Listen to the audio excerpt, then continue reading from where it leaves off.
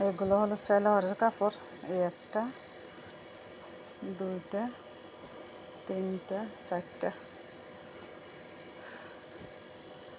তো এটাই কথা। এখন আমি কষ্ট পাইতেছি, অবশ্যই তোরা এমনও সময় আসবে আমার চেয়ে বেশি কষ্ট পাবি, কেননা আমার খুবই কষ্টের টাকা। এখন আমি বিপদে পড়ছি। এখন যদি তোরা আমাকে অল্প কিছু দিতি, তাহলে ভবিষ্যতে তোরা আবার কষ্ট পাইলে আমি দিতে পারতাম।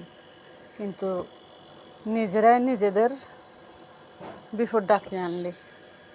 আপন হয়ে কিভাবে আপন মানুষে এভাবে ধোঁকা দিতে পারে? ডাইরেক্ট আমার কি কথা বলবে, ওরা বলকে মারে দিচ্ছে। দিবে দিবে বলছিল, পরে এখন বলক মারছে। তো বলক মারছিস কী হয়েছে? আমার কোফাল যাবে না। আমি ঠিক বাংলাদেশে আসব, টাকা কীভাবে উসুল করি সেটাও দেখবে।